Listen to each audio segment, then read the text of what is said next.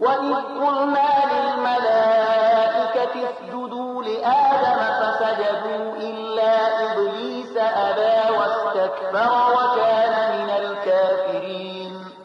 او کله چې مونږ فرښتو ته امر وکړ چې د آدم په وړاندې سرونه ښکته کړي نو ټول سرونه ښکته کړل خو ابلیس انکار وکړ.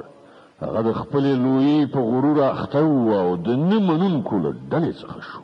وقلنا يا آدم اسكن أنت وزوجك الجنة وكلا منها رغدا حيث شئتما ولا تقربا هذه الشجرة فتكونا من الظالمين.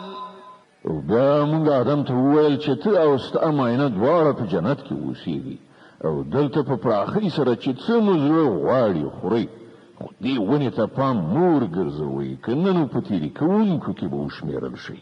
فأزلهما الشيطان عنها فأخرجهما مما كانا فيه وقلنا اهبطوا بعضكم لبعض عدو ولكم في الأرض مستقر ومتاع إلى حين.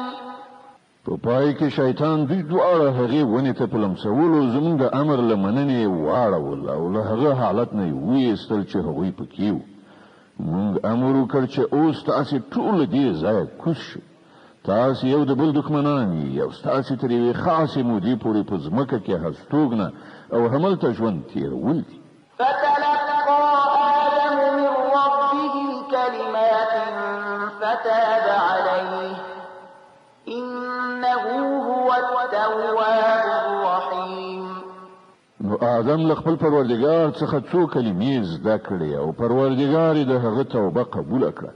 بېشکه چې هغه لوی توبه قبلونکی او د رحمت څښتن دی.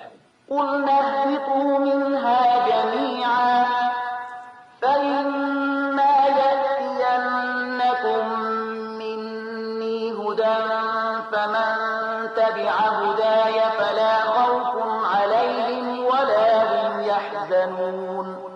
موږ وویل چې تاسې ټول دې ځایه کوز شئ. بیا چې تاسې ته زما له خوا کوم هدایت ورسیږي نو څوک چې زما د دې هدایت پیروي وکړي نو پر هغو باندې به څه ویره او غم نه وي.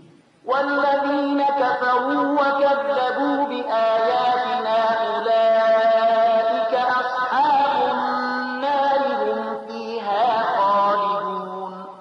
او څوک چې د دې له منلو نه انکار وکړي او زموږ آیاتونه دروغ وانګیري هغوی دوزخ ته ورتلونکي دي، هلته به هغوی همیشه اوسیږي.